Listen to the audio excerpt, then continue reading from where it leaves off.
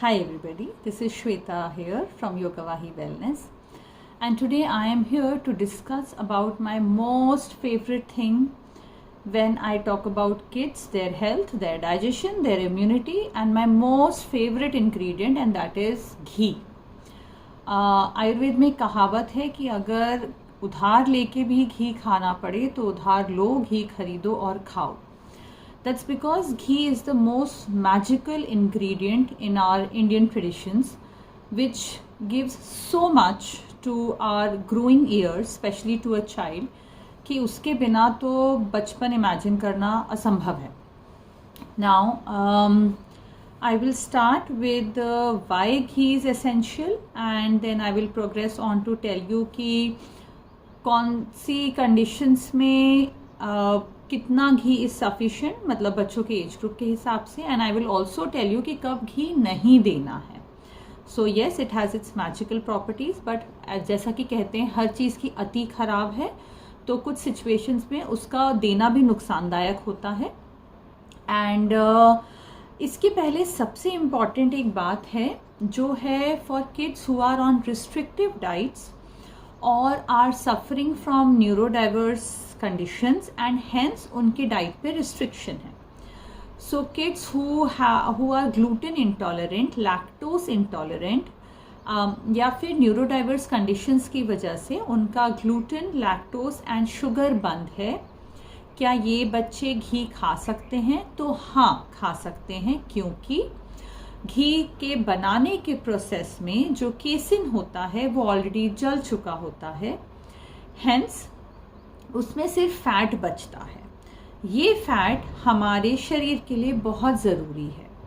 तो चाहे वो रिस्ट्रिक्टिव डाइट में हो, चाहे वो न्यूरोडाइवर्स कंडीशंस के कारण उनके खाने पे पाबंदी हो, घी सबको ही खा सकता है, बच्चों के लिए बहुत ज़रूरी है, और उनके लैक्टोज इंटॉलरेंस के बावजूद घी वो लोग ले सकते हैं और उनको पचेगा और उन्हें फ़ायदा करेगा.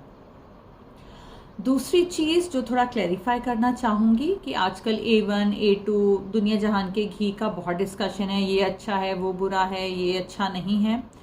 तो सबसे पहली बात, A1, A2 are just type of casein proteins that are present in the milk depending on what cow it comes from. But ghee बनने के बाद it kind of is all the same.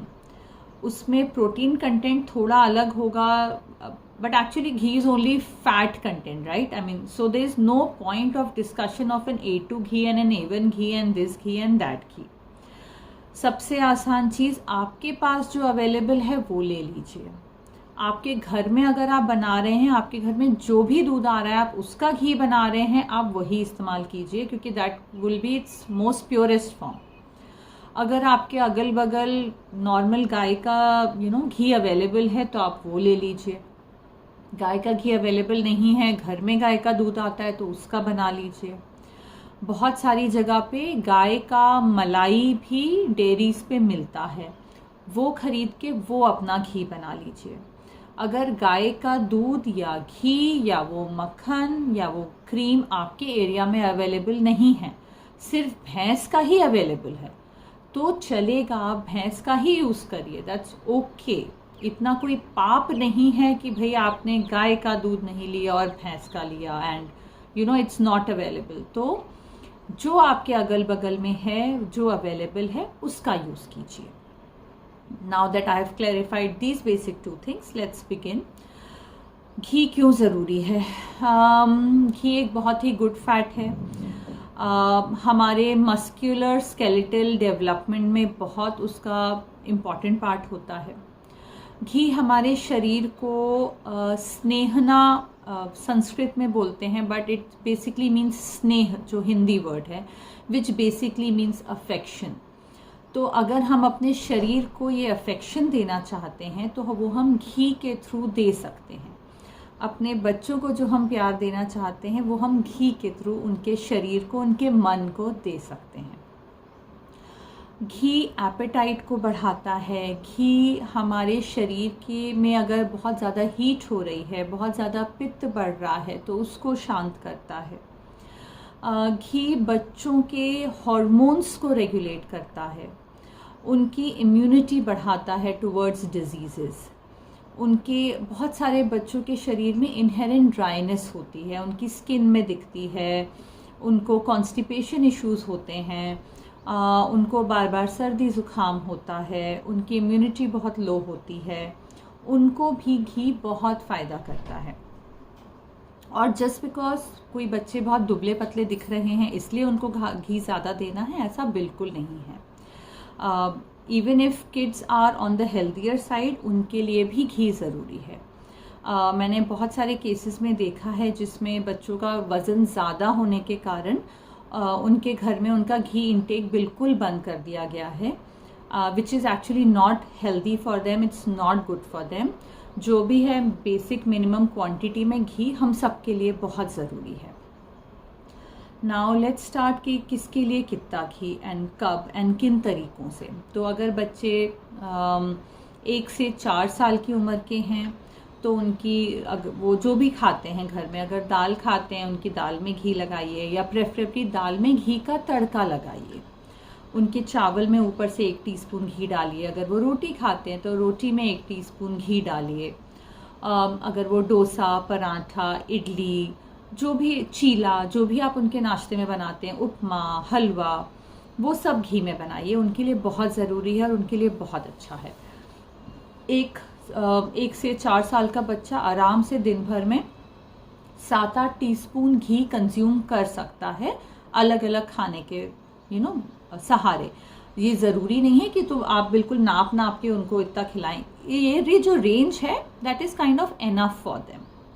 Now for a kid between 4 to 8 years of age, यही quantity 1-2 चम्मच ज़्यादा is more than enough for them. जैसे जैसे बड़े होते जाएंगे तो घी की क्वांटिटी बहुत ज़्यादा बढ़ेगी नहीं, वो इसी रेंज में रहेगी कि लेट्स से अगर वो 10-12 साल के भी हैं तो 10 teaspoon kind of is just enough for them in their age. Now कौन सा घी as in what format this ghee will be better for them. तो पूरे टाइम हमें ऊपर से उनको कच्चा घी नहीं देना, इन द सेंस कि पराठे में ऊपर से लगाया, फिर डोसे में ऊपर से लगा दिया, या चावल में ऊपर से दिया। ये जितना घी पके हुए फॉर्मेट में होगा, हमारी बॉडी को उसको पचाने में उतनी आसानी होगी। तो उसको अपने खाना बनाने में इनकलकेट करिए। स्पेशली सब्जियां जैसे कि पम्पकिन, देन दूधी, लौकी, तुरई, ये सब सब्जियों को आप घी में बनाइए। ये पूरी फैमिली को बहुत फ़ायदा पहुंचाएगा and this can be done throughout the year. Then next कि कब घी नहीं देना है। अगर बच्चे को बहुत ज़्यादा कोल्ड कफ हो रहा है, घी नहीं देना है, घी की चीज़ें बंद कर दीजिए। अगर बहुत ज़्यादा लूज मोशन हो रहा है तो भी घी नहीं देना है, क्योंकि उस स्थिति में पेट के लिए घी को पचाना बहुत हैवी हो जाता है। अगर वायरल फीवर का एपिसोड चल रहा है या बैक्टीरियल फीवर का एपिसोड चल रहा है तो भी घी नहीं देना है। तो जब बच्चे बीमार हैं उन दिनों उनको घी नहीं देना है।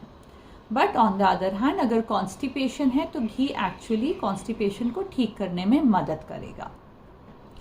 अपार्ट फ्रॉम दिस, अगर बच्चों का एपेटाइट बहुत लो है, आपको पता नहीं है कि क्यों लो है, क्या हो रहा है, तो भी घी की मात्रा थोड़ी सी कम कर दीजिए। बिकॉज जो भी रीज़न होगा उनका एपेटाइट लो होने का, इसका मतलब ये है कि उनका डाइजेस्टिव सिस्टम थोड़ा स्लगिश हो गया है। तो तब घी देने से डाइजेस्टिव सिस्टम पे स्ट्रेस बढ़ जाएगा, तो उस केस में भी घी कम दीजिए।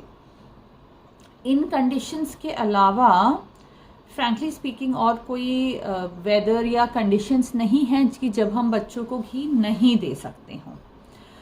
सो आई एम होपिंग कि this clarifies the usage of ghee, consumption of ghee and it's benefits for kids a bit. And if there are queries around it, please put it in the comments. I'll be more than happy to take maybe another episode of kind of filling up these queries for all of you. Thank you so much.